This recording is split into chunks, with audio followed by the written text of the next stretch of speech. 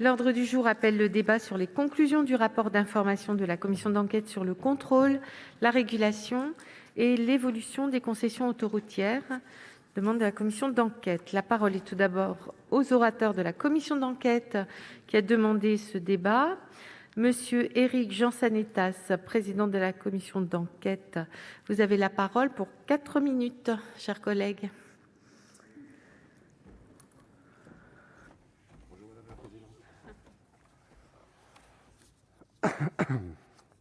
Madame la présidente, monsieur le rapporteur, mon cher Vincent, monsieur le ministre, mes chers collègues, c'est donc avec une grande satisfaction que j'engage ce débat sur un sujet qui préoccupe nombre de nos concitoyens, les concessions autoroutières. Depuis leur privatisation en 2006, les sociétés concessionnaires d'autoroutes sont l'objet de controverses, parfois légitimes, qui débouchent aussi sur des débats stériles, voire également parfois sur des débats très caricaturaux.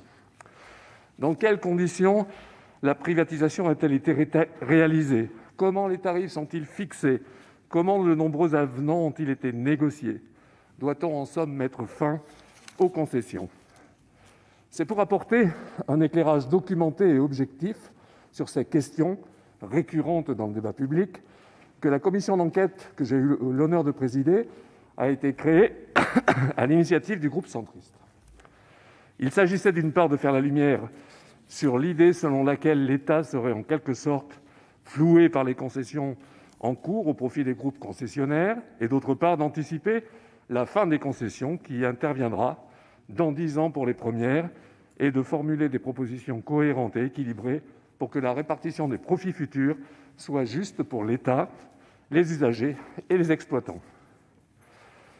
Tout au long de nos travaux, nous nous sommes donc attachés à analyser les relations entre l'État et les sociétés concessionnaires d'autoroutes et à retracer l'historique de la mise en place du réseau autoroutier.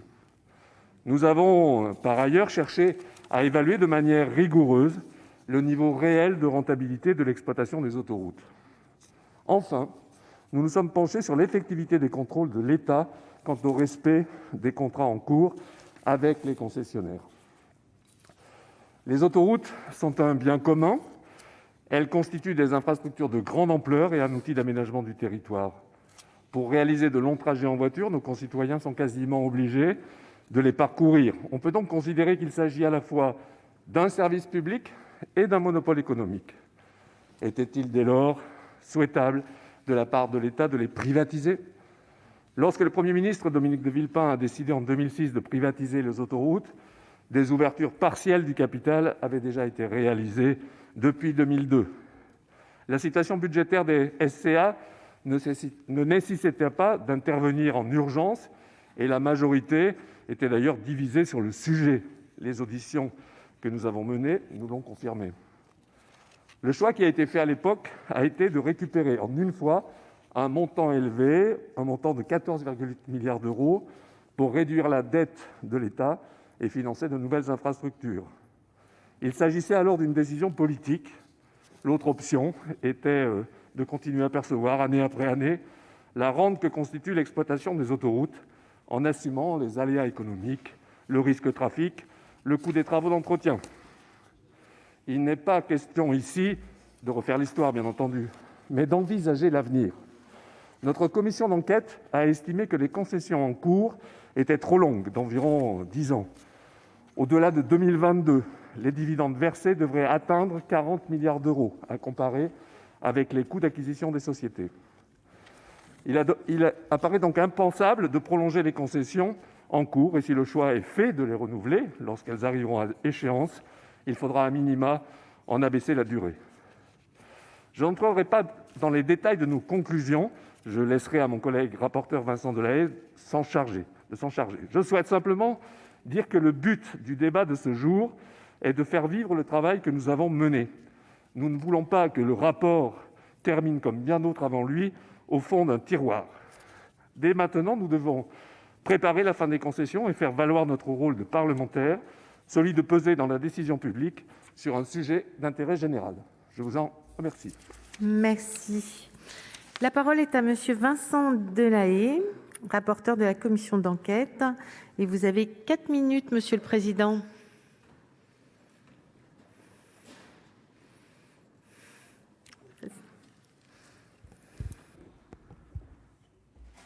Madame la présidente, monsieur le ministre, mes chers collègues, un grand merci au président Jean Sanettas, cher Éric, et à tous les participants de la commission d'enquête sur les concessions autoroutières. Je suis très heureux de ce débat. Je suis très heureux d'abord parce qu'il peut contribuer à faire en sorte que notre rapport ne finisse pas au fond d'un tiroir, comme c'est malheureusement le cas de nombreux rapports. Et puis ensuite, on a le plaisir de vous accueillir, monsieur le ministre, et de pouvoir débattre avec vous, de vous entendre sur un sujet d'intérêt général et qui intéresse beaucoup nos compatriotes. Notre but a été et est toujours d'aider le gouvernement à mieux négocier avec les sociétés concessionnaires historiques pour favoriser l'intérêt général, celui de la collectivité et celui des usagers. Alors, dans cette affaire, il y a un péché originel. Le péché originel, c'est de ne pas avoir modifié les contrats de concession d'autoroutes historiques qui ont été conclus finalement entre l'État et lui-même et qui étaient assez mal ficelés et pas adaptés à une délégation de service public confiée au privé. Et donc, il y a eu des modifications à ces contrats, notamment en 2015, mais ces modifications sont insuffisantes. Et du coup, on a un espèce de blocage juridique. Alors, c'est vrai que certains contestent ce blocage. Ici, dans notre Assemblée, il y a des collègues qui le contestent, il y a des juristes qui le contestent, mais je dirais que le débat est légitime et qu'il peut se poursuivre. Mais nous avons choisi une autre stratégie. Notre stratégie repose sur 3 piliers, monsieur le ministre. Le premier pilier, c'est qu'il faut mettre fin, il faut arrêter la logique infernale, travaux, allongement de la durée des contrats. On a des contrats, je viens de le dire, qui sont mal ficelés, qui n'étaient pas adaptés à des délégations de service public. Il faut arrêter de les prolonger. Donc ça, c'est notre premier pilier. Et nous avons constaté dans nos travaux que pour les groupes Vinci et Eiffage, la rentabilité attendue lors de la privatisation, qui était une rentabilité quand même importante, était atteinte plus de 10 ans avant la fin des contrats. Ça veut dire que pendant les 10 dernières années des contrats, il y a matière à négocier des surplus pour des travaux complémentaires sans contrepartie, mais aussi pour des tarifs, des modulations tarifaires en fonction des véhicules propres, du covoiturage, de différentes choses. Le deuxième pilier de notre stratégie, c'est le sommet des autoroutes. Nous pensons qu'il faut mettre autour de la table tous les protagonistes pour définir enfin, je dirais, l'équilibre économique et financier des contrats. C'est la pierre angulaire de toute discussion. C'est toujours sur ce sujet que ça achoppe. Donc il faut se mettre autour d'une table pour discuter, c'est important. Et puis, le troisième pilier, c'est les pénalités. Dans le protocole de 2015, il a été prévu qu'il puisse y avoir des pénalités si le planning des travaux n'est pas respecté, puisque en fait, il y a un allongement pour compenser le planning des travaux, et on a connaissance que pour les travaux prévus en 2015, le planning n'a pas été respecté, même si on n'a pas tous les détails, et qu'on aimerait bien les avoir. Donc on aimerait savoir si ces pénalités vont être appliquées. Et pour nous, il ne faut pas oublier de préparer la fin des contrats, donc d'accélérer l'inventaire des biens de retour et de s'assurer du maintien des investissements, notamment des investissements d'entretien et de maintenance. Il faut aussi réfléchir à des clauses visant à un meilleur équilibre des contrats de concession, revoyure et partage des gains. Et il faut aussi impliquer les usagers à travers leurs associations et le Parlement. Les parlementaires ne sont pas des empêcheurs de tourner en rond. Nous pouvons être des aidants et des soutiens en la matière. Et si nous travaillons bien ensemble, gouvernement, Parlement, je suis sûr que nous serons plus utiles et plus efficaces. Merci. La parole est à monsieur Jean-Baptiste Djebbari, ministre chargé des Transports. Vous avez 8 minutes maximum, monsieur le ministre. Merci. Bonjour. Merci beaucoup, madame la présidente, monsieur le rapporteur, mesdames et messieurs les sénateurs.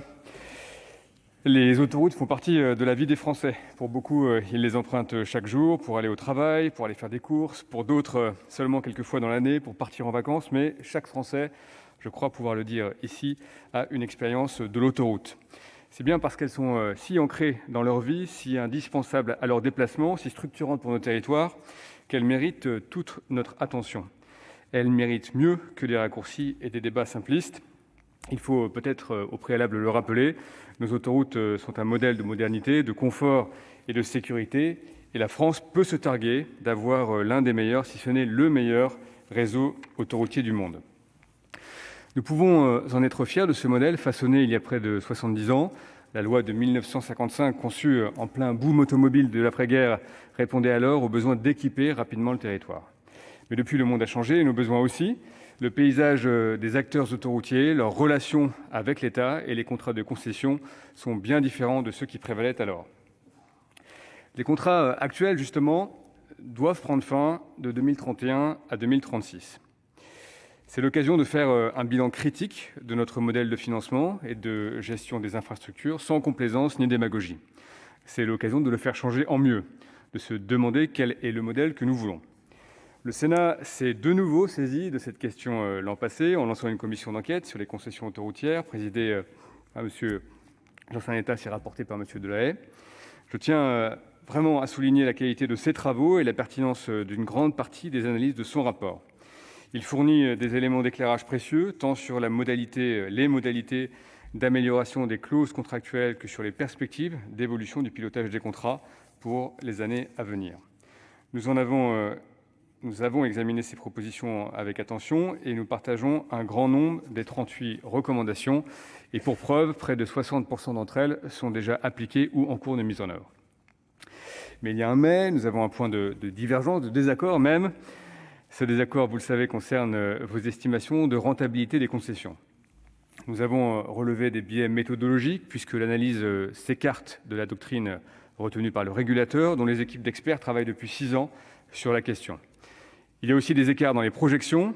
Alors certes, le sujet est complexe en cette période d'incertitude liée à la crise sanitaire, mais entre la réalité des comptes des sociétés et les chiffres proposés par votre analyste, on passe parfois du simple au double, voire du simple au triple. Les résultats sont là aussi très éloignés de ceux du rapport quinquennal de l'autorité de régulation des transports. Enfin, je regrette que le rapport installe une fausse polémique sur la question du plan de relance autoroutier, entériné par le protocole de 2015, dont l'équilibre économique a pourtant été expressément validé par la Commission européenne en 2014, commission qu'on ne connaît pas spécialement laxiste sur ces sujets. En d'autres termes, comme à chaque fois qu'un rapport a été produit sur les concessions autoroutières, il n'existe aucun calcul ni aucune analyse qui prouverait de manière robuste une surrentabilité des sociétés concessionnaires. Plutôt que d'entrer dans cette polémique qui ne fait pas progresser le débat, il me paraît plus utile de concentrer l'action de l'État sur 2 priorités, le meilleur encadrement des contrats et la projection sur l'avenir du modèle des concessions. Notre première priorité, c'est de mieux encadrer les concessions existantes jusqu'à leur terme. 2015 a marqué une étape décisive en la matière. Le plan autoroutier et la loi Macron ont permis de rééquilibrer les relations entre l'État et les SCA.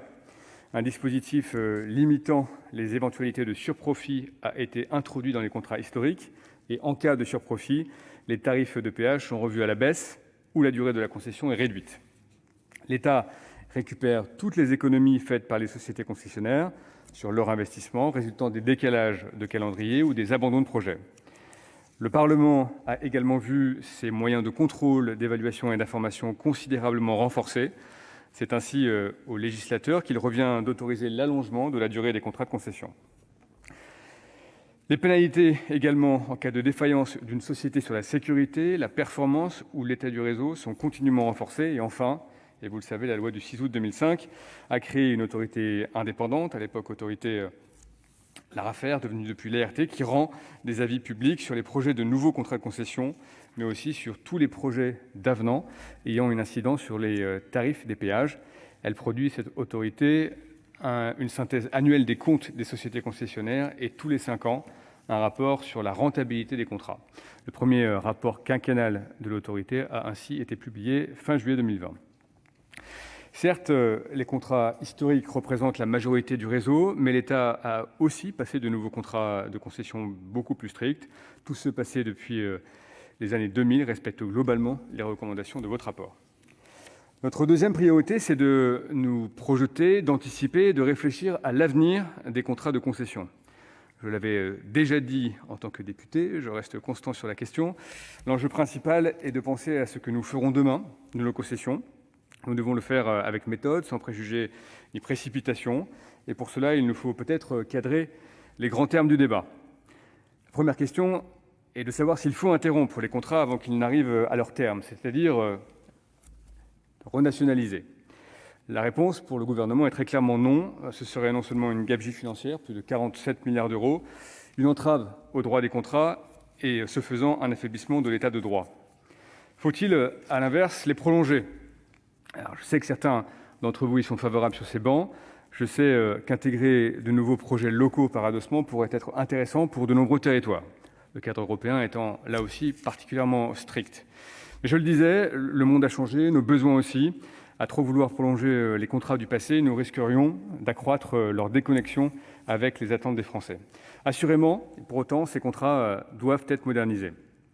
Les moderniser, cela passe par travailler beaucoup plus sur les nouvelles énergies peu émissives, mieux prendre en compte les questions environnementales au sens large et trouver des mécanismes pour une plus grande modération tarifaire. Je n'ai pas de vision arrêtée ou dogmatique sur le sujet. Ma conviction, c'est que nous ne devons pas brider nos réflexions. Nous avons eu l'occasion, au cours des débats en commission, d'évoquer les concessions multimodales, des concessions régionalisées, des tarifs segmentés, bref, un ensemble de nouveaux modèles ou un nouveau modèle qui pourrait se construire de façon consensuelle. Ma conviction, en tout cas, c'est que le concession bashing ne fait pas progresser le débat. N'oublions pas que les sociétés concessionnaires ont généré 50 milliards de recettes fiscales entre 2006 et 2018. Et plus que cela, sur la même période, elles ont investi 20 milliards d'euros dans le patrimoine autoroutier. Sans le modèle concessif, des dizaines de projets d'infrastructures au service des Français n'auraient pu voir le jour.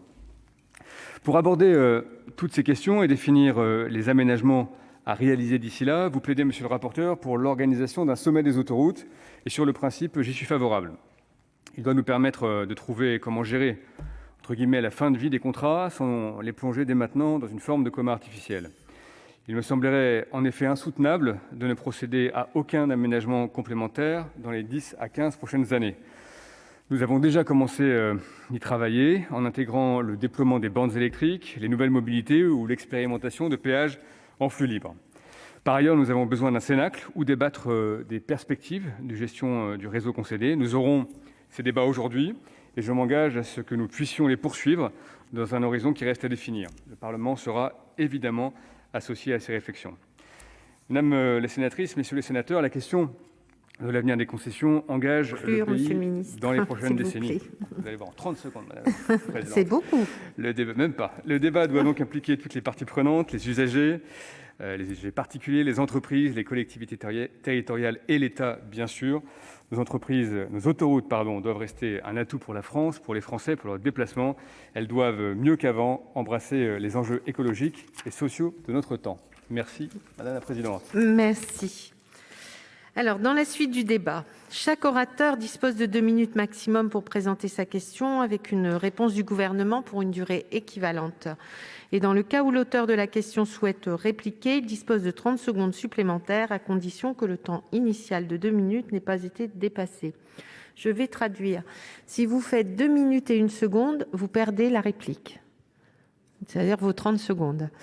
Et ensuite, au niveau du compteur, s'il vous reste 15 secondes, donc ça va être indiqué 15 secondes, il passera à 0 et on vous recréditera les 30 secondes ensuite.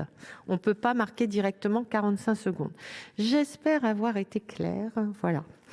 Et maintenant, on va entendre notre collègue, Madame Christine Lavarde, pour le groupe Les Républicains. Merci Madame la Présidente. Alors, Monsieur le Ministre, les travaux de la commission d'enquête ont montré que la rentabilité actionnaire serait attendue autour de 2022. J'entends que vous contestez ces chiffres. Pour autant, on observe que, comme vous l'avez dit, les nouveaux contrats sont mieux conçus puisqu'il existe des clauses de retour, en tout cas de partage de cette surrentabilité. Pour autant, ce n'est pas le cas des contrats historiques puisque rien n'a été prévu lors de la privatisation de 2006 et qu'il a fallu attendre le plan de relance autoroutier de 2015 avec des clauses qui sont beaucoup moins nombreuses. Il en existe 2 pour les contrats historiques contre 4 pour les nouveaux contrats. Et en plus, ces clauses ne sont applicables qu'à partir de seuils de déclenchement.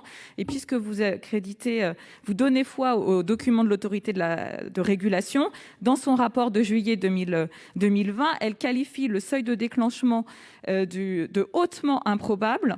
Donc voilà. cela nous amène aujourd'hui à vous poser un certain nombre de questions, notamment pour arriver à trouver des réponses qui permettraient de rééquilibrer ce partage de la surrentabilité.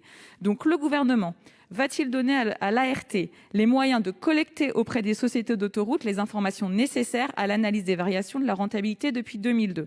Le gouvernement va-t-il soutenir la proposition de loi qui a été déposée par le président du groupe Les Républicains, qui vient durcir les clauses prévues pour les contrats historiques, à savoir les clauses de péage endogène et de durée endogène ? Et si ce n'est pas le cas, quelles sont les solutions du gouvernement ? Monsieur le ministre, vous avez la parole. Merci Madame la Présidente, Mesdames et Messieurs les sénateurs, Madame la sénatrice Lavarde.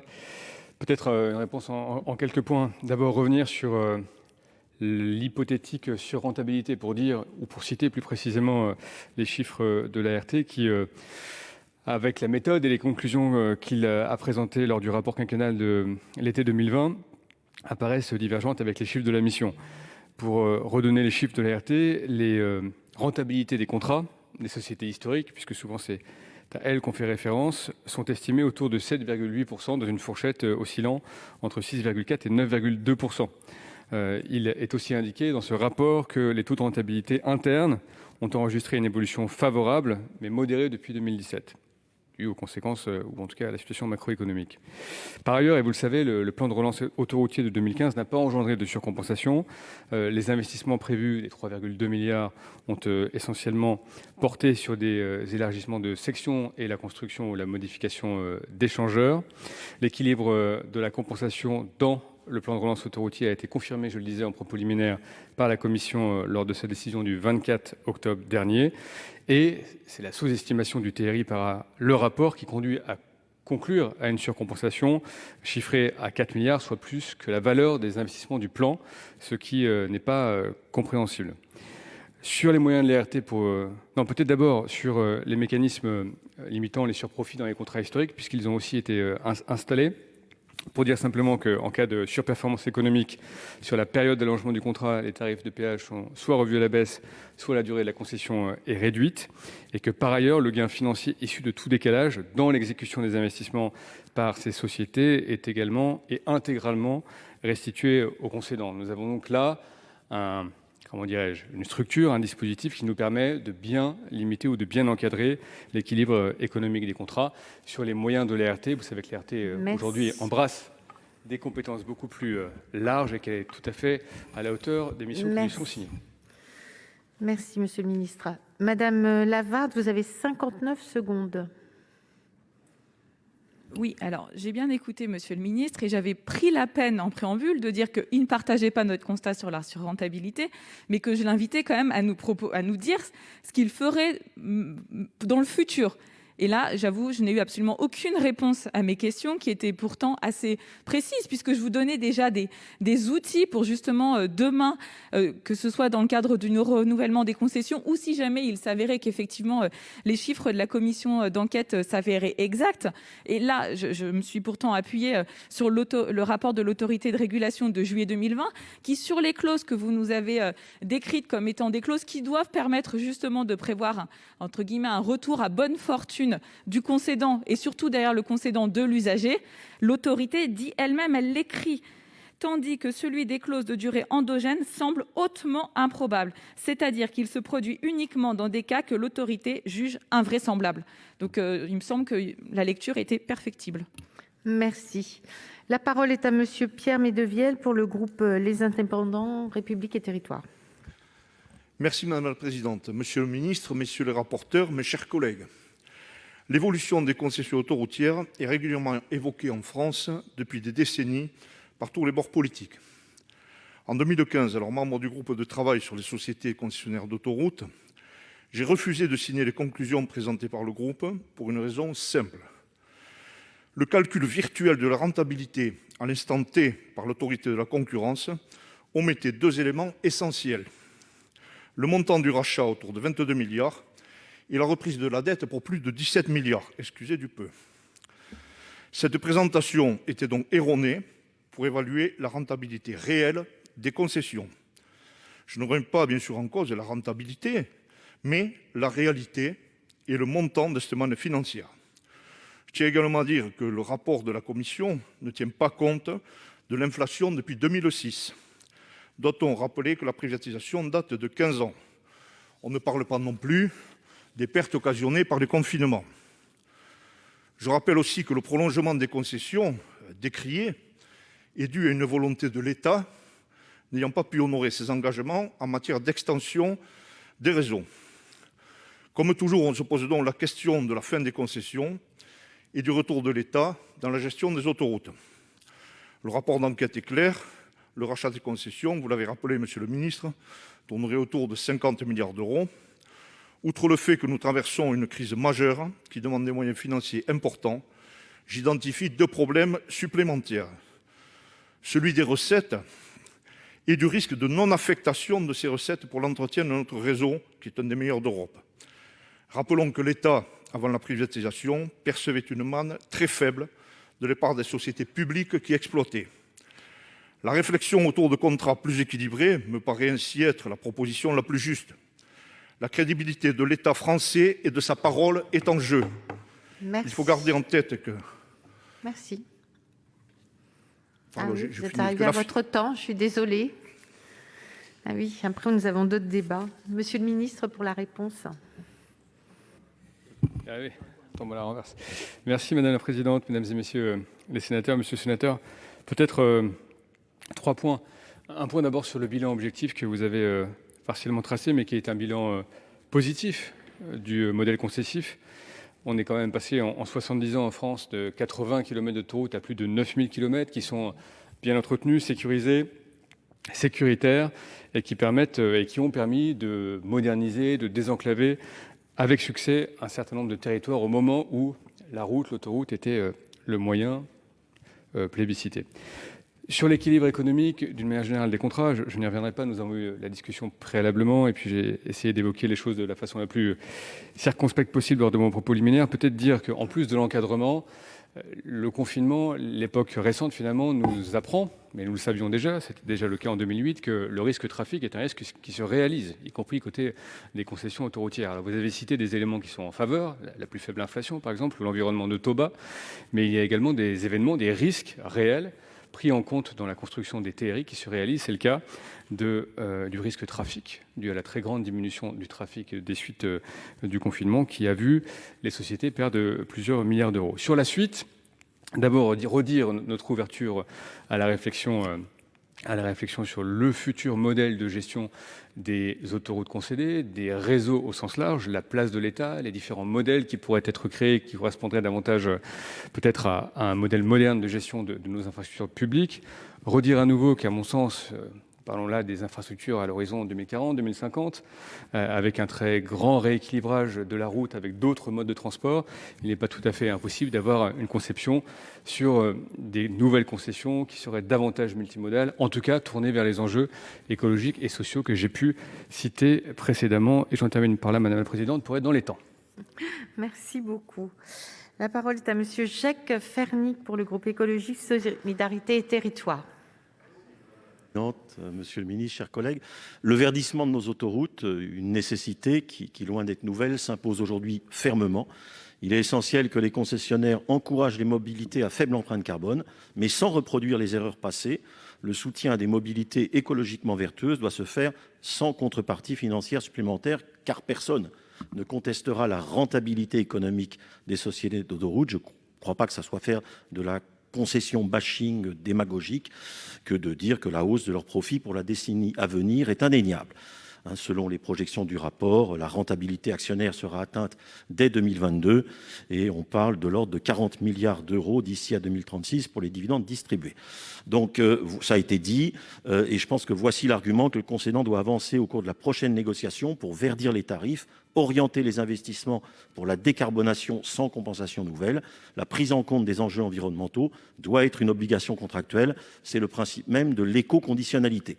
Pour préparer l'avenir, l'équilibre des contrats en faveur de l'intérêt public doit être instauré. Il s'agit de définir concrètement la responsabilité sociale et environnementale des concessionnaires. Dans le prolongement de la loi d'orientation des mobilités, le déploiement des bornes de recharge électrique doit passer à la vitesse supérieure. L'aménagement des voies dédiées au covoiturage, au transport collectif doit avancer nettement. Des incitations tarifaires significatives être proposées aux véhicules les plus vertueux, en particulier pour les poids lourds. D'ailleurs, les tronçons autoroutiers publics proposent d'ores et déjà une réduction tarifaire importante aux véhicules électriques. Ma question est donc la suivante. Comment amener les concessionnaires à un cahier des charges ambitieux de décarbonation pour garantir que ces acteurs incontournables prennent réellement en compte l'objectif de l'accord de Paris ? Merci, Monsieur le Ministre. Merci Madame la Présidente. Rapidement dire que l'enjeu écologique a été pris, en tout cas le tournant a été pris au début des années 2000, s'agissant du paquet vert autoroutier, que simplement dans les plans de relance de 2015 et la demande de 2018, plus de 400 millions d'euros cumulés ont été consacrés à ces investissements à l'époque historique, qui ont permis de réaliser des ouvrages protégeant la biodiversité, d'améliorer l'assainissement ou encore de supprimer des points noirs du bruit. Pour autant, vous avez raison de le dire, il faut aller plus loin. Il y a des expérimentations qui sont aujourd'hui pleinement satisfaisantes. Je pense notamment aux expérimentations autour des flux libres. Nous avons lancé, en lien avec les concessions, un grand plan de déploiement des bornes de recharge électrique. Nous aurons à la fin de l'année plus de 60% des aires de recharge sur le réseau concédé qui seront dotées de bornes à grande puissance de recharge. Et je crois que cela, à périmètre des contrats constants, et je crois que cela matérialise assez bien le co-investissement équilibré entre l'État et les sociétés concessionnaires dans cette grande transformation écologique que nous accompagnons aujourd'hui. En tout cas, je vais vous le dire, toutes les propositions que nous avons reçues, tous les débats que nous avons pu avoir avec les élus intègrent pleinement la dimension et l'intégration environnementale, et je sais les concessionnaires parfaitement engagés sur le sujet. Merci. Monsieur Fernic. Merci. Donc la parole est à Madame Patricia Schillinger pour le groupe du Rassemblement des démocrates progressistes et indépendants. Merci Madame la Présidente. Monsieur le Ministre, avec un maillage autoroutier de près de 9 500 km, la France, avec nos voisins allemands, se situe en pole position des pays européens en termes de longueur de réseau. Symbole de modernisme des 30 Glorieuses, ce réseau, dont 90% a été concédé à des sociétés à capitaux privés, a perdu de sa superbe. En effet, notre parc autoroutier, s'il est nécessaire et performant pour nos usagers, doit se réinventer, notamment pour se conformer aux nouvelles exigences environnementales. Pour autant, nous sommes défavorables à la renationalisation de nos autoroutes. En rachetant les concessions, dont les premières arrivent à échéance en 2031, l'État ne pourrait se permettre de gonfler son déficit de 50 milliards d'euros supplémentaires. Nous sommes en revanche favorables à un rééquilibrage des relations entre l'État et les sociétés concessionnaires, notamment en termes d'accompagnement en direction des mobilités. Des investissements conséquents pourraient être mis en place en faveur du covoiturage, des parkings relais et des transports collectifs. Le projet de loi Climat Résilience que nous examinerons prochainement sera un véhicule pertinent pour proposer ces nouvelles alternatives durables. Monsieur le ministre, comment comptez-vous accompagner les sociétés concessionnaires d'autoroutes pour qu'elles puissent se conformer à de nouvelles exigences ? Merci. Vous avez la parole, Monsieur le ministre. Merci Madame la Présidente, Madame la Sénatrice. Peut-être prendre l'exemple de ce que nous faisons sur le véhicule électrique. C'est un bon exemple d'exigence réciproque et de respect du droit des contrats entre l'État et les sociétés concessionnaires. Vous savez, nous avons lancé un grand plan de déploiement des bornes électriques, j'en parlais à l'instant, à la fois sur les réseaux concédés et non concédés, plus largement partout en France, de manière à permettre l'itinérance, un élément essentiel à la confiance des consommateurs. Je le disais, d'ici à la fin de l'année, nous aurons 60% des aires des réseaux concédés qui seront couvertes, et d'ici fin 2022, nous aurons 100% des aires couvertes. Et en même temps, nous menons évidemment ce chantier sur le réseau routier non concédé. Je disais équilibre économique parce que dans cette petite affaire, entre guillemets, l'État investit 100 millions d'euros du plan de relance, c'est important. Les sociétés concessionnaires investissent 500 millions d'euros. Et dans une temporalité, dans une durée très courte, avec tous les sujets que vous pouvez imaginer, réglementaires, de raccordement physique de la distribution énergétique, etc., etc. Donc c'est vraiment là, je crois, l'exemple, l'illustration d'une d'un équilibre contractuel, opérationnel, d'un partage de la vision avec les sociétés concessionnaires au service des Français et dans une temporalité très réduite. Je crois qu'il augure cet équilibre de belles choses pour l'avenir. Merci. Madame Schillinger. Merci. La parole est à monsieur Jean-Pierre Corbisez pour le groupe du Rassemblement démocratique et social européen. Merci Madame la Présidente. Monsieur le Ministre, mes chers collègues, le rapport de la commission d'enquête estime que les dividendes versés aux actionnaires des concessions autoroutières atteindraient 40 milliards d'euros au-delà de 2022, chiffre que vous contestez. Cependant, Monsieur le Ministre, la privatisation de 2006 que vous et nous héritons aujourd'hui s'est donc faite au détriment du contribuable, des usagers des autoroutes concédées, mais aussi des usagers des autres infrastructures de transport et du désenclavement des territoires. Une manne qui aurait pu servir à financer une bonne partie du réseau routier national non concédé, à désengorger certains axes, à entretenir et développer nos infrastructures ferroviaires et à assumer des investissements qui nous ont fait tant défaut ces dernières années. Dans son référé en date du 23 janvier 2019, la Cour des comptes a affirmé que les divers plans de relance autoroutiers décidés en faveur du réseau autoroutier concédé présentent un risque de surinvestissement qui, je le cite, contraste avec le sous-investissement que nous constatons aujourd'hui sur le réseau non concédé. Aussi, j'adhère totalement à l'axe 3 du rapport de la Commission qui vise à négocier une amélioration du service rendu aux usagers. Outre le verdissement des tarifs des péages, les véhicules les plus propres, les bornes de recharge électrique, et j'aimerais même y inclure la réflexion sur les points de ravitaillement en hydrogène, il est souhaitable que les sociétés concessionnaires d'autoroutes contribuent davantage au financement des autres infrastructures de transport, comme cela avait été décidé timidement en 2015, après l'abandon de l'écotaxe poids lourd, qui a constitué un manque à gagner de plus de 500 millions d'euros par an pour l'AFITF. Monsieur le ministre, comment le gouvernement entend-il optimiser l'allocation des investissements dans les infrastructures de transport en les réorientant prioritairement vers celles qui sont structurantes pour l'aménagement du territoire et en encourageant la transition écologique dans le domaine des transports? Je vous remercie. Merci. Monsieur le ministre, vous avez la parole. Merci Madame la Présidente, Monsieur le Sénateur. Peut-être 2 points. D'abord, un point sur la contribution financière finalement des sociétés concessionnaires sur le financement ou au financement des infrastructures. Je l'ai rappelé dans le propos liminaire, mais entre 2006 et 2018, c'est 50 milliards de recettes fiscales qui ont été versées par l'activité des concessions autoroutières. Et c'est par ailleurs plus de 10,5 milliards qui ont été versés à l'AFITF, et cette contribution représentait un tiers du budget de l'AFITF, au bénéfice de beaucoup d'autres projets, y compris des projets ferroviaires.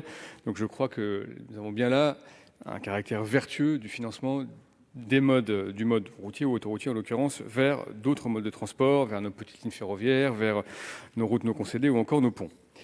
Le deuxième sujet que vous avez abordé, c'est le sous-investissement, et à raison, chronique qu'ont subi les réseaux dits secondaires ou le réseau non concédé s'agissant de la route. Or, depuis 2017, et de façon constante, nous avons progressivement, tant sur les nouveaux investissements que sur la régénération et l'entretien, augmenté ce budget pour passer en gros de 700 millions à 1 milliard d'euros. Et nous venons de relancer il y a très peu de semaines un grand projet sur les ponts connectés pour nous assurer que nous sommes en capacité de mieux connaître notre patrimoine et de veiller à ce qu'il soit bien entretenu. Au final, monsieur le sénateur, depuis 2017, nous avons posé une loi des mobilités qui est équilibrée et financée. Vous avez parlé du trou des 500 millions d'euros. Ce trou a été couvert depuis lors. Et vous avez vu qu'à l'occasion du plan de relance, 11 milliards des 100 milliards ont été consacrés au transport pour répondre à l'ensemble de ces enjeux de transition écologique et d'équité de nos territoires. Je crois que nous avons répondu là très précisément et je crois de façon très volontaire à votre questionnement. Merci. Monsieur Corbisez, vous avez 50 secondes. Merci. La parole est donc à monsieur Éric Bocquet pour le groupe communiste, républicain, citoyen et écologiste. Monsieur le ministre, mes chers collègues, le Sénat a fait œuvre utile avec cette commission d'enquête sur la régulation des concessions autoroutières et je veux ici en remercier son rapporteur et son président. Mieux qu'un rapport, ces travaux constituent un point d'appui utile et étayé pour mener le combat permettant le retour de l'État stratège pour les infrastructures d'intérêt national et aussi pour l'aménagement du territoire. Depuis de trop nombreuses années, ce scandale perdure sans que rien ne s'oppose aux mastodontes privés. Les sociétés concessionnaires sont de véritables machines à cash puisque, même en temps de crise, même en 2020, les dividendes s'élèvent à 2 milliards d'euros. Entre 2006 et 2019, ce sont ainsi 24 milliards d'euros qui ont été distribués. Un pognon de dingue, entre guillemets, qui aurait été plus utile pour la solidarité nationale. Pourtant, les pouvoirs publics ne sont pas démunis. Je souhaiterais ici attirer votre attention, monsieur le ministre, et avoir votre avis sur un point précis. Il s'agit des obligations reposant normalement sur le concessionnaire au titre de l'article 3131-5 du Code de la commande publique, concernant notamment l'inventaire du patrimoine. Ce rapport, à ma connaissance, n'a jamais été remis à l'autorité concédante et donc à l'État. Comment justifier cette situation ? Comment, dans ce cadre, travailler à une reprise des concessions ? Comment comprendre que l'État, encore une fois, ne fasse pas respecter son intérêt et ses droits au nom de l'intérêt public ? Monsieur le ministre.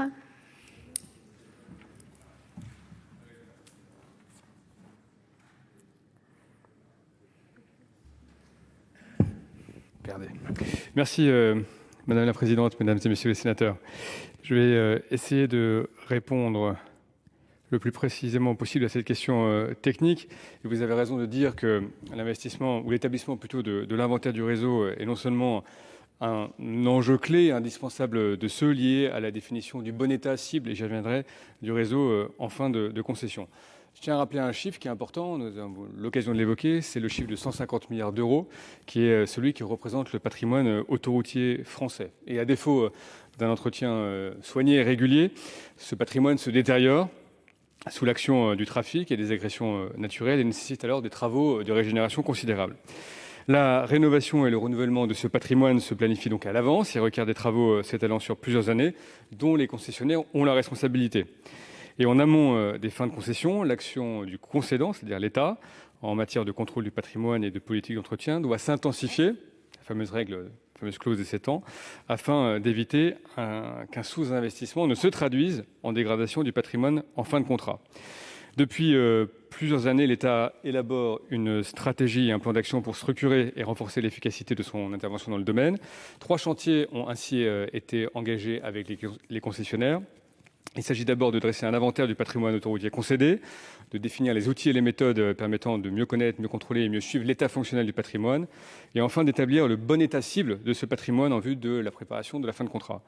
Comme je l'évoquais précédemment, cet inventaire a été réalisé pour les ponts de Tancarville et de Normandie qui arriveront à échéance en 2027 et pour lequel les échanges et les expertises techniques entre concédants et concessionnaires se sont déroulés sur près de 2 ans, entre fin 2018 et mi-2020. Ils n'ont pas encore été engagés sur les contrats historiques. C'est la clause des 7 ans s'appliquera essentiellement donc 7 ans avant les échéances de 2031 à 2036. Et je souhaite que mon ministère, qui dispose des compétences et des moyens propres, continue d'assurer ces missions, qui s'appuiera le cas échéant sur les équipes techniques du CETU et du CEREMA. Mais je suis, comme vous, particulièrement attaché à ce sujet important. Merci, Monsieur le ministre. Monsieur Bocquet, vous avez 1 minute et 7 secondes. Merci Madame la Présidente. Monsieur le ministre, je ne pense pas avoir entendu la réponse précise à ce défaut de transmission du rapport annuel par les concessionnaires à l'autorité concédante et donc à l'État. Tout dans ce dossier, en fait, est ubuesque. De la conclusion des contrats aux sous-délégations qui favorisent les ententes, en passant par la définition du niveau des péages. Dans une étude de 2020, 2 universitaires français rappellent l'illégalité des surcompensations ainsi que de celle du décret de 1995 indexant les péages sur l'inflation. Ces dispositifs pourraient être considérés soit comme des aides d'État au niveau européen, soit contraires aux règles définies par le Code monétaire et financier, qui pourraient justifier ainsi une rupture anticipée. Pour cela, il faudrait une vraie volonté politique, absente malheureusement, je le constate. Merci. La parole est au président Jean-François Longeot du groupe Union centriste. Madame la présidente, monsieur le ministre, mes chers collègues, les conclusions de la commission d'enquête doivent permettre de préparer l'avenir. C'est sur ce point que je souhaite vous interroger. À l'heure de la transition écologique, on peut regretter que notre pays soit en retard sur le passage au péage sans barrière, qu'il est coutume d'appeler le flux libre. En effet, l'intérêt d'un modèle est d'abord écologique, un poids lourd consommant 2 litres de carburant supplémentaire en s'arrêtant et en redémarrant aux barrières de péage. Et ce sont de surcroît autant de surfaces imperméabilisées qui pourront être rendues à la nature. Monsieur le ministre, quels objectifs ce modèle de péage du futur ont été fixés aux concessions autoroutières ? Dans un second temps, comme vous le savez, de nombreux poids lourds en transit évitent les autoroutes et empruntent des itinéraires parallèles via les routes nationales ou départementales en raison de leur gratuité. Or, la surfréquentation induite par une telle pratique pose des problèmes de sécurité parfois très dramatiques, de dégradation évidente des infrastructures ou encore de nuisances sonores, sans parler d'une pollution de l'air accrue, tandis que les autoroutes sont mieux adaptées pour accueillir ces poids lourds. Alors qu'une mission d'information à l'initiative de la Commission d'aménagement du territoire et du développement durable doit prochainement rendre ses conclusions sur le transport de marchandises face aux impératifs environnementaux, quelles sont vos propositions pour éviter ce report de trafic sur le réseau secondaire? Pourquoi ne pas imaginer un dispositif sur le modèle des zones à faible émission pour les poids lourds? Pensez-vous qu'il faille davantage renforcer les dispositifs réglementaires en confortant les arrêtés préfectoraux ou bien recourir à une éco-contribution régionale telle que prévue dans le projet de loi climat et résilience qui sera prochainement examiné par notre Assemblée? Je vous remercie, Monsieur le ministre. Merci, Monsieur le ministre. C'est à vous. Merci Madame la Présidente, Monsieur le Sénateur Longeot, Monsieur le Président. Peut-être deux questions et du coup deux réponses. Sur les flux libres, d'abord, dire que nous ne sommes pas en retard sur le sujet. Nous avons des expérimentations que vous connaissez bien sur 3 diffuseurs, sur l'A4, sur l'A837 et sur l'A10 qui, je crois, démontrent la pertinence d'un tel mode. Et le flux libre, pour les raisons écologiques que vous avez parfaitement citées, sera déployé à grande échelle, et vous le savez, en 2022, à l'occasion de la mise en service de l'A79 et plus tard, dans le cadre des nouvelles concessions et de la conversion de sections du réseau actuellement concédé. Donc nous sommes là, je crois, au bon niveau et avec des expérimentations qui portent leurs fruits. Sur le deuxième sujet que vous avez abordé, très large, celui du report modal, notamment des poids lourds, il y a tout ce que nous faisons autour du report modal vers des modes plus vertueux par nature. Je pense notamment au sujet du fret ferroviaire et je n'y reviens pas. Il y a les ZFE qui sont mis en place sur les véhicules légers avec, vous le savez, un grand nombre de territoires qui sera bientôt couvert. Et puis effectivement, l'article 32 du projet de loi climat et résilience permet de donner la possibilité aux régions d'instituer une contribution sur le transport routier de marchandises. C'est une demande des régions à laquelle nous avons répondu, notamment les régions Grand Est et Île-de-France. Et les départements pourront également demander à l'appliquer sur certaines routes départementales pour éviter les reports de trafic. Les équipes de mon ministère travaillent actuellement à l'inventaire de ces routes au vu des demandes actuelles des élus. Merci. Président Longeot, merci. La parole est à Monsieur Olivier Jacquin pour le groupe socialiste, écologiste et républicain. Merci Madame la Présidente. Monsieur le Ministre, mes chers collègues, j'ai 2 questions sur ce sujet passionnant. Je salue les travaux de notre commission d'enquête qui a bien mis en évidence un certain nombre de déséquilibres qui existent entre concédants et concessionnaires. La première question, elle est courte. Le décret de 1995 relatif à la fixation annuelle du prix des péages est-il bien légal ? Dans l'hypothèse d'une abrogation, il y aurait d'importantes conséquences. Notre collègue députée Christine Pires-Beaune attend toujours votre réponse à ces questions écrites. Je ne doute pas que je vais l'obtenir.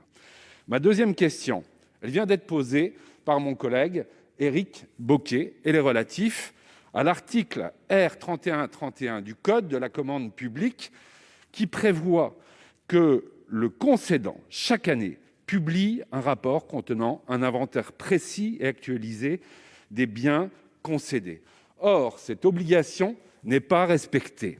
Pire que ça, Monsieur le ministre, dans votre courrier du 5 avril au rapporteur, vous écrivez « L'enjeu pour le concédant n'est pas de disposer au cours de la concession d'un inventaire précis à un instant donné ». Et cette phrase est totalement contraire à la doctrine législative et réglementaire. Vous n'avez pas répondu à mon collègue et ami Éric Bocquet. Je ne doute pas que j'obtiendrai une réponse. Vous avez démarré votre propos introductif en déclarant que vous vouliez un meilleur encadrement des contrats. Or, sur cette question qui n'est pas que technique, Monsieur le ministre, on donne les clés aux concessionnaires et on ne contrôle pas. Moi, je ne veux pas d'un modèle concessif non contrôlé. Merci de vos 2 réponses à ces questions précises. Merci. Monsieur le ministre, vous êtes très attendu. Je vois ça, Madame la Présidente. Donc, je vais essayer d'être précis. Monsieur le sénateur, et je vous sais expert sur ces sujets, sur l'abrogation du décret de 1995 d'abord, vous savez qu'il est prévu par dérogation disposition du droit commun, que les rémunérations des concontractants de l'État au titre des contrats de concession puissent être indexées sur le niveau général des prix. Les travaux parlementaires ayant présidé à l'adoption de ce dispositif établissent clairement qu'il s'agissait surtout de conforter juridiquement la pratique contractuelle de l'État et des sociétés concessionnaires, de recours à un indice d'évolution plutôt favorable soit à l'État, soit aux usagers. En outre, cette modification du code monétaire et financier avait le mérite de donner une accroche législative au décret de 1995 sur les péages autoroutiers. Cette dérogation ne nécessite pas forcément de décret d'application pour ces contrats administratifs. Il n'existe donc aujourd'hui plus de motifs pertinents qui justifieraient de remettre en cause le décret de 1995. Sur le sujet du bon état des infrastructures de fin de concession, j'ai eu l'occasion de répondre à monsieur le sénateur Bocquet. La stratégie de l'État en la matière est évidemment de structurer et de renforcer son intervention dans le domaine. Il s'est agi de définir les bons outils, les bonnes méthodes qui permettent d'abord de connaître, puis ensuite de contrôler et de suivre l'état fonctionnel du patrimoine pour établir le bon état cible en fin de concession. Je ne rentre pas dans le détail, mais une grille des critères a été évidemment établie sur le sujet. Nous avons déjà fait l'exercice, je le disais, pour les ponts de Tancarville et de Normandie qui arrivent à échéance en 2027. Et donc, l'exercice s'est fait 7 ans avant. Et c'est bien là-dessus que je parlais de cette butée calendaire qui nous permet 7 ans avant de préparer la fin de contrat. Mais d'une manière générale, la philosophie du ministère, monsieur le sénateur, c'est bien de connaître en tout temps l'activité, la bonne santé des ouvrages. Je parlais du plan Ponts Connectés que nous avons lancé. C'est bien la philosophie, qui peut d'ailleurs être ces ponts sur des réseaux concédés ou non concédés, qui consiste à instrumenter les ponts, à connaître leur état de santé à l'instant T et à prévoir les travaux de façon beaucoup plus prédictive en fonction de leur état de vie et des sollicitations qu'ils encourent. Voilà, Madame la Présidente. Merci. Monsieur Jacquin, vous avez 32 secondes. Je vais faire un remerciement, bien sûr, mais un demi-remerciement. Un remerciement, je prends acte de la réponse à la première question relative à la légalité du décret de 1995. Mais je n'ai pas plus de succès qu'Éric Bocquet sur la réponse au bon état. Vous avez répondu à côté. Je vous ai affirmé que dans le code de la commande publique auquel nous sommes soumis, chaque année un rapport doit être remis. J'ai affirmé que nous n'avions pas ce rapport. Donc comment contrôler le concédant et le bien public? Vous ne m'avez pas contredit sur ce point, me parlant des ponts et d'autres sujets. Mais vous n'avez pas ce rapport annuel. Comment voulez-vous améliorer la relation avec les concessionnaires? Merci. Monsieur Louis-Jean de Nicolaï, pour le groupe Les Républicains. Et s'il vous plaît, chers collègues, de mettre correctement votre masque sur le nez. Merci beaucoup. Merci, Madame la Présidente, de me le rappeler. Madame la Présidente, Monsieur le Ministre, mes chers collègues, plus que le modèle concessif, son économie générale et son analyse, que mes collègues ont largement questionné, je m'attarderai pour ma part plus particulièrement sur des considérations environnementales, en écho à l'urgence actuelle dans laquelle nous nous trouvons et qui, in fine, s'insère dans l'axe 3 qui a été développé au sein de la commission d'enquête, à savoir négocier une amélioration du service rendu aux usagers compte tenu de la rentabilité indiquée dans le rapport. En 1970, la France était confrontée à un défi de développement économique des territoires. Il s'agissait alors de rattraper notre retard en matière de desserte des territoires par le réseau autoroutier et le gouvernement avait fait appel au secteur privé. Dans la Sarthe, ce fut un succès et nous l'avons constaté depuis les années 70 avec tout d'abord la 11 et depuis une vingtaine d'années avec la 28. 5 branches d'autoroutes irriguent notre département et ont largement contribué à sa prospérité modeste économique. Aujourd'hui, nous sommes confrontés à l'urgence climatique et à l'impérieuse nécessité de décarboner le secteur des transports, mais il faut rappeler que la route assure encore en France 87% des déplacements des personnes et 86% du transport des marchandises. Par conséquent, décarboner le secteur des transports, cela signifie tout simplement qu'il faut décarboner la route. C'est urgent et on ne peut pas attendre encore 10 ans pour agir. Il me semble que nous sommes confrontés là aux exigences de nécessité et d'utilité envisagées par l'article L122-4 du Code de la voirie routière et de la jurisprudence afférente. Ma question, Monsieur le ministre, est donc la suivante. Pensez-vous que les contrats de ces sociétés autoroutières qui avaient été pensés dans un objectif au départ de développement économique pourraient être rapidement réorientés vers cet objectif stratégique de décarbonation et si oui, comment? Je vous en remercie. Merci. Monsieur le ministre, c'est à vous.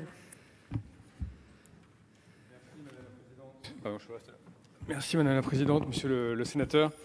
D'abord, vous avez raison de dire que les contrats historiques correspondaient à des enjeux un tout petit peu différents. L'objectif dans les années 70, c'était évidemment de désenclaver les territoires avec des réseaux qui étaient peu construits et d'offrir des infrastructures adaptées pour un transport rapide et sûr. Et je crois que de ce point de vue-là, le bilan, objectivement, est bon 70 ans plus tard. Vous avez raison de dire que l'objectif aujourd'hui, en tout cas les enjeux d'aujourd'hui, sont un peu différents. Il s'agit évidemment de préserver la cohésion de nos territoires, de procéder à des investissements utiles pour les usagers, mais aussi de décarboner nos routes qui sont l'essentiel, vous l'avez dit, à la fois pour les passagers et pour les marchandises, des émissions de gaz à effet de serre. J'ai cité tout à l'heure le sujet des véhicules électriques comme un bon sujet, non seulement d'étude, mais de déploiement d'une action de décarbonation. D'abord parce que ça concentre la plus grande partie des émissions, et ensuite que ça consiste non seulement pour l'État à définir les niveaux d'aide pour accompagner le secteur de la construction automobile, et je le redis ici, j'ai eu l'occasion de le dire, mais nous avons aujourd'hui 16% des véhicules vendus cette année qui sont des véhicules électriques ou hybrides rechargeables, et donc ça montre la grande dynamique. Vous savez que les États ont pris des engagements qui sont extraordinairement forts, et on estime qu'en 2030, nous aurons 50% des véhicules vendus qui seront électriques. Pour ce faire, il faut effectivement déployer des infrastructures, notamment des bornes de recharge rapide, et c'est l'enjeu de ce que j'ai annoncé tout à l'heure, en tout cas évoqué, les 100 millions consentis ou investis par l'État dans ces infrastructures, complétés des 500 millions des sociétés concessionnaires qui montrent là, je crois, l'ambition conjointe de l'État et des sociétés concessionnaires sur ce sujet. Évidemment, le sujet est un peu plus large. Le report modal sur les transports de marchandises, c'est évidemment aussi le sujet du report sur les modes les plus vertueux sur le plan environnemental. Je pense notamment au fret ferroviaire. Je n'irai pas plus loin dans ce sujet, mais vous comprenez que notre action est large et, je crois, totalement engagée sur le sujet. Merci. Monsieur Nicolai. Merci. Donc la parole est à Madame Jocelyne Guidez pour le groupe Union centriste. Madame la présidente, monsieur le ministre, j'attire votre attention sur la question des péages périurbains et de l'injustice que leur existence induit. Je pense en particulier à certains péages de la région Île-de-France, comme celui de Saint-Arnoult, qui fut un des symboles de la crise des Gilets jaunes, ou encore celui de Dourdan, que je connais bien. Notre réseau autoroutier a été construit à une époque où le développement périurbain n'avait pas encore atteint son niveau actuel, à une époque où le recours de l'autoroute pour les trajets quotidiens entre le domicile et le travail était rare.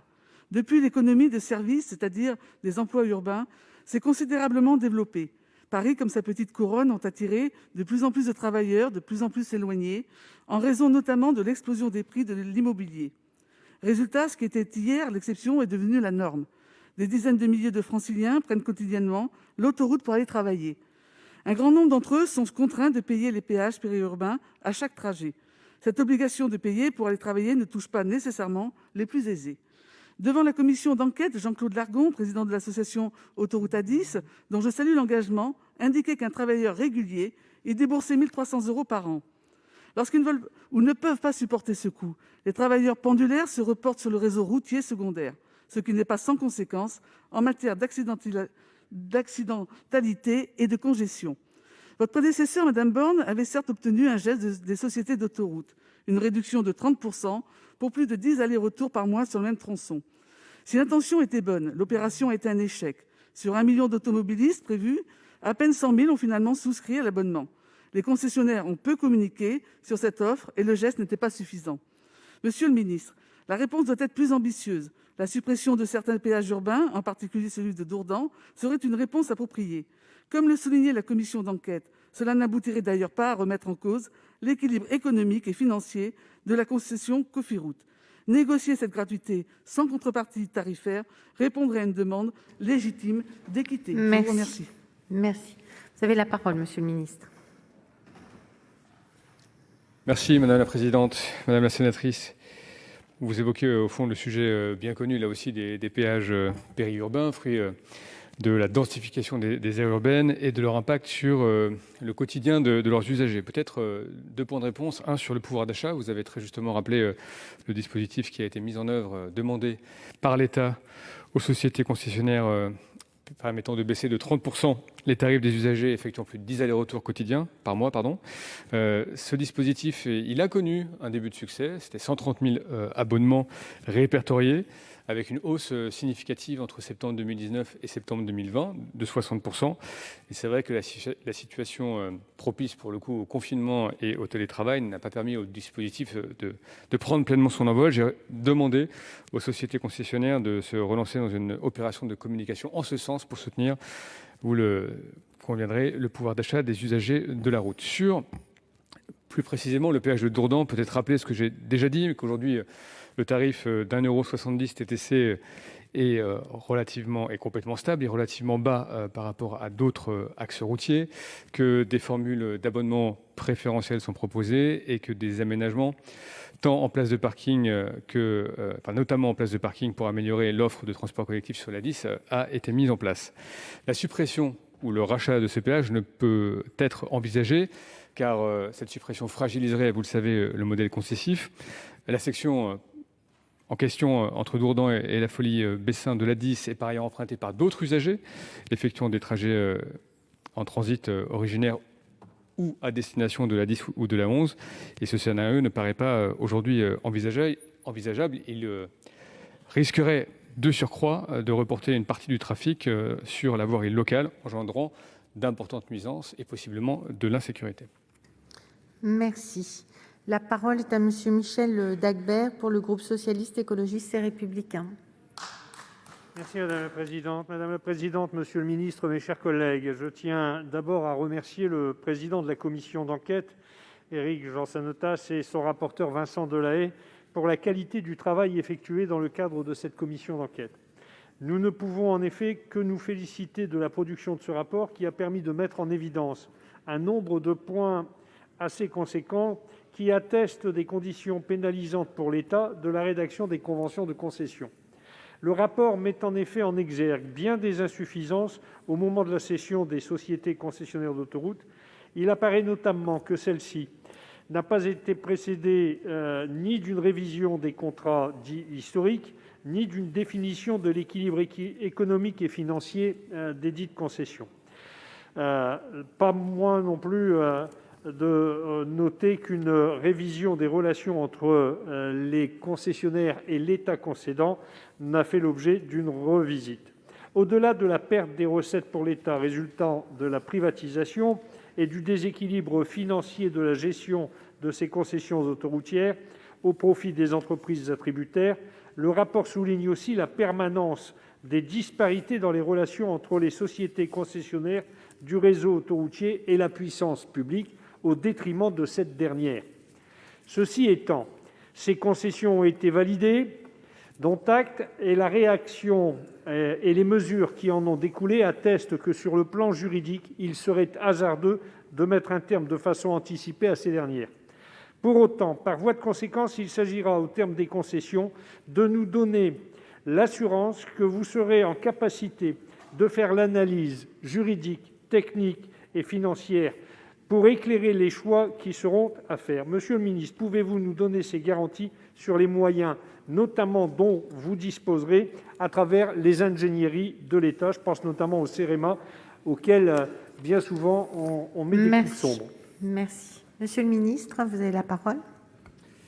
Merci Madame la Présidente. Monsieur le sénateur, peut-être 2 points rapides pour essayer de clarifier ce débat entre nous. D'abord, dire que l'État connaît l'état de son patrimoine, ses routes, ses ponts. On a eu des débats ici sur des ouvrages et des patrimoines qui étaient moins connus, raison pour laquelle j'évoquais les ponts, puisque nous faisons un effort sur notamment le patrimoine des collectivités territoriales, non seulement pour procéder à l'inventaire et pour trouver les solutions d'un meilleur entretien. Mais l'État connaît son patrimoine, il est disponible et l'État connaît par ailleurs, au travers des concessions, l'état du patrimoine routier concédé. Le sujet, c'était de connaître à l'approche de la fin des concessions, raison de la clause des 7 ans, de bien connaître à l'approche ou d'avoir un contrôle renforcé à l'approche de la fin des concessions de l'ouvrage, des ouvrages et du patrimoine des concessions. Pour, en gros, et je le dis très directement, ne pas voir un sous-investissement dans les 7 dernières années qui porterait après ou qui ferait porter aux finances de l'État d'éventuels travaux de régénération. Et je prenais l'exemple du pont de Tancarville et du pont de Normandie pour dire que, s'agissant de ces concessions qui arrivent à échéance fin 2027, ou en 2027, 7 ans avant, c'est-à-dire entre 18 et 20, les travaux ont été faits de manière à bien appréhender l'état de ce patrimoine. Et pour finir, monsieur le sénateur, je vous confirme que l'État, les services de mon ministère ont les moyens, ont les capacités, appuyés, comme vous l'avez dit, par d'autres dispositifs qui disposent de compétences d'ingénierie technique et financière de très haut niveau, comme le CEREMA, de mener à bien ces travaux visant à établir l'état cible du patrimoine en fin de concession. Merci. La parole est à monsieur Didier Mandelli pour le groupe Les Républicains. Madame la présidente, monsieur le ministre, mes chers collègues, le débat autour des concessions autoroutières ne cesse de nous mobiliser. 15 ans après leur privatisation, et comme l'a rapporté notre collègue Vincent Delahaye, les résultats des sociétés autoroutières atteignent un niveau élevé. Cela est lié, il faut le rappeler, à leur professionnalisme, à la qualité des services proposés, aux aspects positifs en matière de sécurité et à leur capacité reconnue en termes de gestion. Cela est dû, bien sûr, sans doute par ailleurs, aux conditions de la privatisation et aux négociations qui apparaissent aujourd'hui assez avantageuses.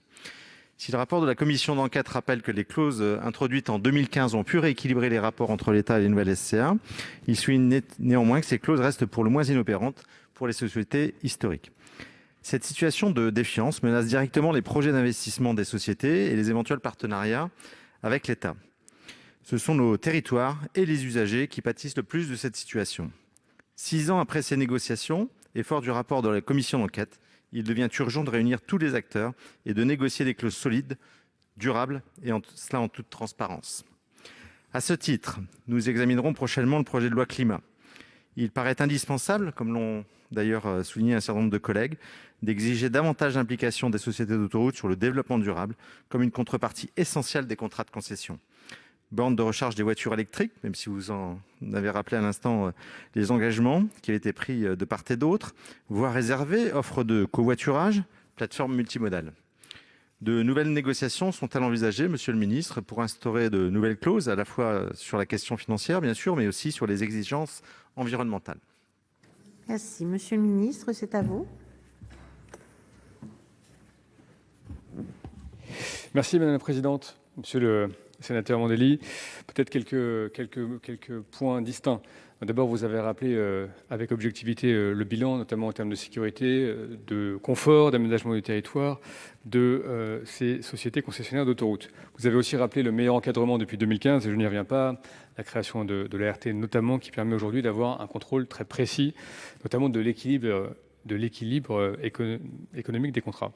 S'agissant des partenariats entre l'État, les sociétés et les collectivités, peut-être 2 points. Vous avez cité à nouveau le sujet des bornes électriques qui, je crois, montre bien qu'on sait mettre en œuvre des actions concrètes avec des volumes financiers importants, je le rappelais, de façon cumulée et sur quelques années, 3 ans, c'est 600 millions d'euros qui sont investis partout sur le territoire, avec aussi l'objectif de ne pas recréer ces zones grises de la mobilité que nous avons pu connaître par ailleurs.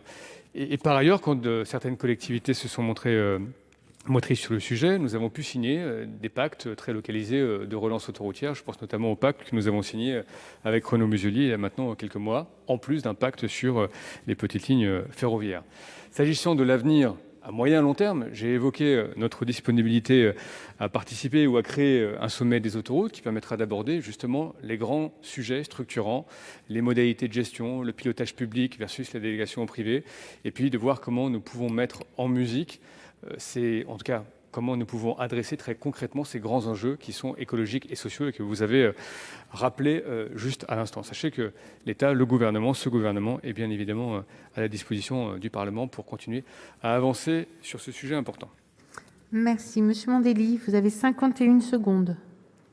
Merci Madame la Présidente. C'est plus qu'il ne m'en faudra pour répondre à Monsieur le Ministre, pour lui dire que évidemment nous sommes très intéressés par la création de ce sommet des autoroutes. Je souhaiterais pour ma part qu'il intègre bien sûr la représentation nationale au travers évidemment du Conseil d'orientation des infrastructures, de l'AFIT, mais aussi directement de l'Assemblée nationale et du Sénat pour que nous puissions participer très clairement à ces travaux en toute transparence. Je l'évoquais dans mon propos, ça me paraît indispensable, à la fois pour restaurer la confiance entre l'État et ses partenaires, mais aussi entre les usagers et puis tous ceux qui sont intéressés par l'aménagement du territoire.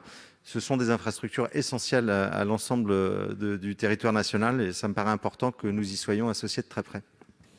Merci. La parole est à Monsieur Éric Jeansannetas pour le groupe socialiste, écologiste et républicain. Merci Madame la Présidente. Mon interrogation, Monsieur le Ministre, est double et porte sur les sous-concessionnaires, c'est-à-dire les aires de service. Si les recommandations de l'ART ont permis ces dernières années d'éclaircir quelque peu les conditions d'attribution des sous-concessions par les SCA, quelques zones d'ombre subsistent. Des progrès ont été réalisés pour renforcer l'effectivité de la modération tarifaire sur le prix des carburants, mais la commission d'enquête préconise un renfort des contrôles sur les sous-concessions. Deux mesures nous semblent souhaitables. La première serait de prévoir explicitement que l'ART peut collecter directement auprès des sous-concessionnaires toute l'information utile pour pouvoir contrôler le respect des engagements des titulaires concernant la fixation des prix ou la durée des sous-concessions. La seconde serait d'étendre l'obligation de modération tarifaire aux carburants alternatifs et de prévoir un suivi régulier des prix réels des carburants par les SCA. Un contrôle de second niveau serait réalisé par l'ART assorti d'un pouvoir de sanction. Cela permettrait à la fois de favoriser le recours aux carburants alternatifs et de contrôler le niveau des prix. Ma première question, Monsieur le Ministre, est simple. Comptez-vous appliquer ces deux recommandations ? Par ailleurs, la crise sanitaire a mis en lumière le rôle des aires de service au sein du réseau autoroutier. Ce sont les sous-concessionnaires qui ont, par exemple, accueilli les routiers, les commerciaux et les autres usagers pour qu'ils puissent se restaurer, se reposer et bénéficier de structures de confort, notamment en matière d'hygiène. La crise a cependant causé des pertes importantes sur les magasins, la distribution de boissons chaudes et la restauration. J'étais alerté, vous aussi, Monsieur le Ministre, par une société creusoise, Limousine, donc Picoty Autoroute, qui compte 25 sous-concessions et a ainsi perdu 1,2 million d'euros sur l'année 2020. Dans le même temps, les principaux concessionnaires ont obtenu 2 milliards d'euros de résultats nets et de dividendes. Pourtant, ces derniers refusent de compenser le manque à gagner des sous-concessionnaires par des mesures économiques significatives. Voici donc ma seconde question. Est-il envisageable de mettre en œuvre un mécanisme de solidarité exceptionnel entre concessionnaires et sous-concessionnaires dans le contexte de la crise sanitaire ? Merci. Monsieur le ministre, c'est à vous. Merci Madame la Présidente, Monsieur le Sénateur. Pour aller droit au but, à la première question, les deux réponses sont oui, puisque nous avons à la fois bien noté dans le rapport la recommandation pour que le rôle de l'ART soit renforcé dans le contrôle des sous-concessions, sur les deux sujets que vous avez évoqués. Je vous confirme que des discussions sont en cours avec l'ART, qui auront lieu, le cas échéant, à des décrets, de manière à organiser tout cela, mais la réponse est oui. Sur le deuxième sujet, d'abord, vous avez raison de dire que les concessions et les sous-concessions ont joué un rôle clé au moment le plus aigu de la crise, puisque vous le savez, les transporteurs routiers, les routiers ont fait face dans les premiers jours à des pénuries de services essentiels. Je pense notamment aux douches, aux toilettes, aux services de restauration, que tous ensemble, nous nous sommes mobilisés pour les rouvrir le plus rapidement possible, ce qui avait permis, dans les jours qui suivaient, de rouvrir notamment 400 services de restauration un peu partout dans le territoire. Nous avons bien conscience par ailleurs des difficultés financières. J'ai demandé à mes services, notamment à Marc Papinutti, qui œuvre son bras également sur tous ces sujets, d'organiser plusieurs réunions de concertation entre l'ASFA et l'ASCA, dont notamment Picoty Autoroute est membre. Et ces réunions ont permis de définir les demandes et les contraintes, de partager les contraintes de chaque secteur et doivent maintenant permettre de faciliter les négociations contractuelles entre concessionnaires et sous-concessionnaires. J'ai bon espoir que cette situation s'assainisse dans les semaines, les mois qui viennent. Merci. La parole est à Monsieur Jean-Pierre Grand pour le groupe Les Républicains. Merci Madame la Présidente, Monsieur le Ministre, mes chers collègues. Le projet de contournement ouest de Montpellier, c'est-à-dire le chaînon manquant de 6 km entre la 750 et la 709, présente un caractère hautement prioritaire. L'enquête publique s'est déroulée en 2020. Le commissaire enquêteur a rendu le 22 septembre dernier un avis favorable à la DUP, sous réserve de son financement, qui reste bien sûr à finaliser. Ici même, vous avez entendu défendre plusieurs fois le principe du financement de ce projet par un adossement à la concession ASF. Ce mode de financement présente un triple avantage. Il ne coûte rien à l'État, rien aux collectivités locales qui de toute façon n'ont pas les moyens de le financer, rien à l'usager puisque le tronçon sera gratuit. Dans ce dossier, mon interrogation est grande sur notre capacité et notre volonté à dépasser les polémiques infondées, les dogmatismes archaïques, pour regarder la vérité en face et prendre de bonnes décisions. L'importance économique de la mise en œuvre de ce dossier de plus de 300 millions d'euros me semble s'intégrer parfaitement dans le plan de relance et de l'aménagement de notre territoire. Nous pourrions partager la conviction que pour sortir de la crise actuelle aux conséquences terrifiantes pour les finances publiques, notre pays aura besoin de recourir à l'investissement privé pour faire aboutir des projets d'infrastructures, en particulier routières. La concession est un cadre qui a largement démontré ses avantages. La déclaration d'utilité publique du COM doit être signée, Monsieur le ministre, début septembre 2021. Monsieur le ministre, aurez-vous d'ici là acté son adossement à la concession ASF, seule et unique solution pour son financement et donc sa réalisation? Merci. Monsieur le ministre, vous avez la parole. Merci Madame la Présidente. Monsieur le sénateur Grand, vous avez rappelé les principaux éléments du projet du contournement ouest de Montpellier. Vous savez que le coût total du projet est estimé à 280 millions d'euros à ce stade et que des crédits ont été engagés pour 25 millions d'euros dans le CPR 2015-2020. Bon, ce projet est connu, il a fait l'objet de nombreux échanges depuis de nombreuses années, mais la métropole de Montpellier a décidé de se désengager du financement du projet, demandant un adossement total à la concession autoroutière existante. Par conséquent, et à la demande du Premier ministre, nous avons lancé une étude fine des conditions de l'adossement du contournement ouest, qui pose de vraies questions de droit et qui, vraisemblablement, nous rendra nécessaire la saisine du Conseil d'État pour les résoudre. Je connais bien votre position, j'ai bien pris connaissance des éléments que vous nous avez transmis, et je vous en remercie. Les travaux de notre côté se poursuivent évidemment assidûment, et l'ensemble des acteurs locaux seront informés dans les semaines qui viennent pour tenir compte notamment des échéances que vous avez situées en septembre pour la déclaration d'utilité publique. Soyez assurés, monsieur le sénateur, de notre plein investissement sur ce sujet. Merci. Monsieur Grand, vous avez 54 secondes. Madame la Présidente, pour rappeler que ce dossier ne semble pas, il ne paraît pas devoir poser de problème. 6 kilomètres, ça ne met pas par-dessus tête la concession de l'autoroute A9 qui, je le rappelle, la concession se termine en 2031. Donc aujourd'hui, il n'y a pas d'autre solution que de voir le gouvernement signer la DUP avant le début du mois de septembre. Monsieur le ministre, je vous en remercie et je suppose que le Conseil d'État aura toute la sagesse que nous le connaissons pour aller dans le sens de l'intérêt général. Merci. La parole est à monsieur Patrick Chaize pour le groupe Les Républicains. Madame la présidente, monsieur le ministre, mes chers collègues, les concessions autoroutières ont fait l'objet d'une contractualisation entre l'État et des sociétés privées en prenant en compte des prévisions de dépenses et de recettes pour la durée du contrat. C'est d'ailleurs la règle de base de tout contrat concessif. La règle est également de faire en sorte que le risque soit assumé par l'entreprise privée. Néanmoins, nous avons pu regretter le concept d'adossement, qui a consisté à étendre les investissements non prévus initialement au contrat en les compensant d'un allongement de la durée de la concession initiale. Ce principe a pour inconvénient majeur de transformer le contrat, pourtant très précis ab initio, à un sentiment de concession perpétuelle difficilement explicable et de moins en moins acceptable par nos concitoyens. Si les extensions de réseau peuvent être mieux maîtrisées et faire l'objet de procédures spécifiques, certains autres investissements nécessaires ne peuvent pourtant pas être dissociés du contrat. Je pense notamment à l'intégration des évolutions technologiques, telles que le développement des véhicules électriques et l'impérieuse nécessité de disposer sur le réseau autoroutier de bornes de recharge rapide. Plus encore, comment pourra-t-on intégrer les investissements nécessaires au déploiement des véhicules connectés ? Outre le besoin des choix technologiques partagés entre tous les acteurs, les montants d'investissement nécessaires sont loin d'être négligeables. L'urgence est pourtant là. Il serait irresponsable de repousser au terme des contrats les décisions d'investissement correspondantes. Aussi, je souhaiterais, monsieur le ministre, que vous puissiez m'éclairer sur ces points. Je vous remercie. Merci. Monsieur le ministre, vous avez la parole. Merci, Madame la Présidente, Monsieur le sénateur Chaize. Merci pour cette question. Je ne reviens pas sur la première partie de la question. Je crois que nous avons très largement débattu du modèle, de l'équilibre économique, et puis nous sommes en capacité maintenant de nous projeter sur l'avenir de ce que seront les concessions. Peut-être que je reviens sur un sujet important. Premier sujet, les bornes électriques, j'en ai dit un mot tout à l'heure. Je crois pouvoir dire que nous sommes au bon niveau de financement et au bon niveau d'avancement, ce qui est important pour accompagner notamment le secteur automobile français et européen.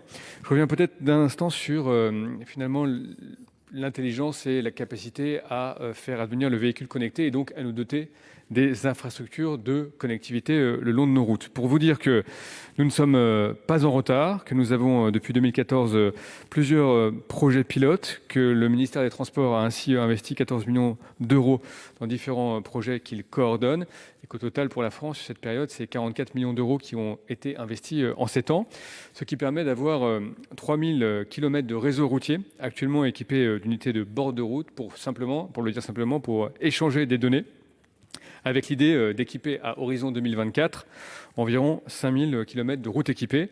Par ailleurs, et c'est important, la France préside la plateforme Sea Roads Europe qui pilote le groupe technique qui permettra de développer les principales spécifications techniques. Et jusqu'à présent, 95% des spécifications françaises sont reprises au niveau européen, ce qui est une satisfaction et évidemment une terre d'opportunités. Et que ces projets sont donc mis en place dans le cadre des concessions actuelles sans prolongation et qu'à la fin des concessions, nos autoroutes continueront donc d'être à la pointe de l'innovation. Je crois que nous pouvons nous retrouver sur cette ambition conjointe, Monsieur le Sénateur. Merci, Monsieur le Ministre. Monsieur Chaise, vous avez 56 secondes. Merci Madame la Présidente. Monsieur le Ministre, merci pour ces informations importantes. Vous l'avez compris, je suis très sensible à cette évolution technologique qui, d'un point de vue environnemental, aura bien sûr des conséquences. Faut-il encore qu'effectivement on puisse avoir des informations pour pouvoir faire en sorte qu'en fin de contrat, les choses soient donc transparentes. Et je crois que c'est une demande unanime que vous avez pu entendre ici dans ce débat. Donc la transparence est la règle de base et le gage même d'une bonne confiance. Merci. Merci. La parole est à Monsieur Jean-Raymond Hugonet pour le groupe Les Républicains. Merci Madame la Présidente, Monsieur le Président, Monsieur le rapporteur, Monsieur le Ministre. À l'instar de ma collègue Jocelyne Guidez qui s'est exprimée précédemment et du rapporteur de notre commission d'enquête Vincent Delahaye, je suis sénateur du département de l'Essonne et notre présence commune ne doit certainement rien au hasard. En effet, nous militons depuis de nombreuses années pour la gratuité des tronçons franciliens des autoroutes A10 et A11. Le périmètre de notre action est certes limité, mais parfaitement caractéristique et solidaire d'une problématique de dimension nationale. Depuis près de 20 ans, de multiples études ont dressé un constat souvent accablant des rapports entre l'État et les sociétés concessionnaires d'autoroutes. Pourtant, rien n'a bougé ou presque. Heureusement, ce rapport de la commission d'enquête sénatoriale confirme avec pertinence une situation de plus en plus inacceptable et esquisse de potentielles réponses, car ce débat doit déboucher enfin sur des mesures significatives. En 40 ans, dans nos territoires périphériques franciliens, l'étalement urbain a provoqué un triplement de la population. Durant la même période, les investissements en transport collectif ont été quasiment exclusivement concentrés dans le cœur de l'agglomération. Or, l'offre de transport collectif s'est dégradée inexorablement pour la deuxième couronne francilienne, sur laquelle la funeste loi ALUR veut continuer d'entasser de façon aveugle et kafkaïenne toujours plus de logements. De ce fait, les autoroutes périurbaines ont dorénavant un rôle structurant pour les déplacements du quotidien, notamment les trajets domicile-travail. Pourquoi alors ne pas supprimer les péages sur les tronçons concédés des autoroutes périurbaines, à commencer par les plus iniques d'entre eux, sur la 10 et la 11 en Île-de-France? Pour financer cette disposition, Monsieur le Ministre, 2 propositions. L'application de la clause de plafonnement de la rentabilité des concessions issue du protocole de 2015, mais jamais mise en œuvre. L'instauration d'une taxe sur les copieux dividendes versés par les sociétés concessionnaires. Monsieur le Ministre, que pensez-vous de ces 2 propositions ? Merci. Monsieur le Ministre, c'est à vous. Merci Madame la Présidente, Monsieur le Sénateur. Bon, d'abord dire que nous connaissons bien ce sujet. Nous avons eu l'occasion de l'évoquer à de nombreuses reprises. Je vais pas redire en détail ce que j'ai répondu tout à l'heure à votre collègue.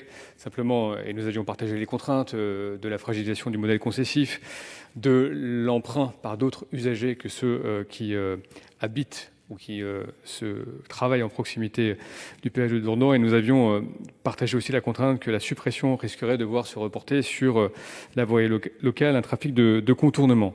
Peut-être pour nous projeter dans l'avenir. Des pistes d'amélioration sont évidemment à étudier. Je ne suis pas en mesure de répondre à votre question aujourd'hui, mais nous aurons à continuer ces débats. Des améliorations sont à étudier, je le disais, sur le trafic de poids lourds qui pourrait se reporter sur la voirie locale.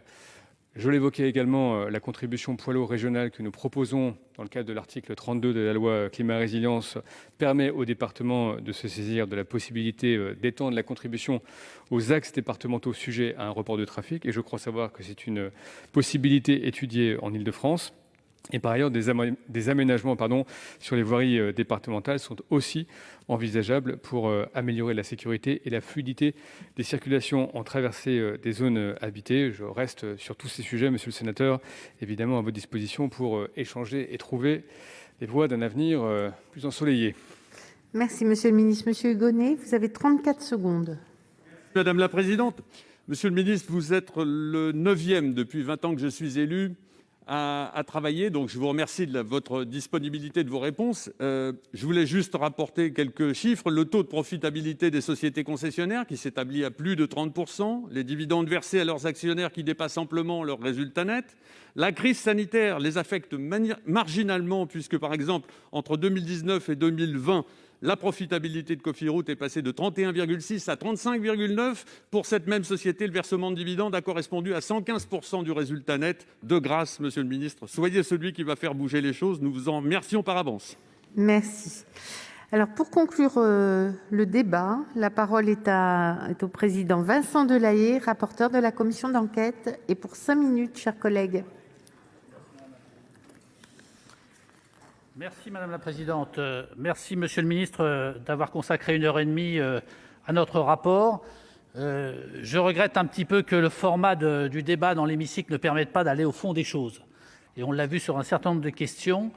Et j'avais pour ma part fait une demande au président Longeot, qui n'a pas pu rester avec nous, mais je lui avais demandé à ce qu'il vous sollicite pour qu'il puisse y avoir une audition en commission, de façon à ce qu'on puisse échanger de façon un peu plus approfondie sur ce rapport.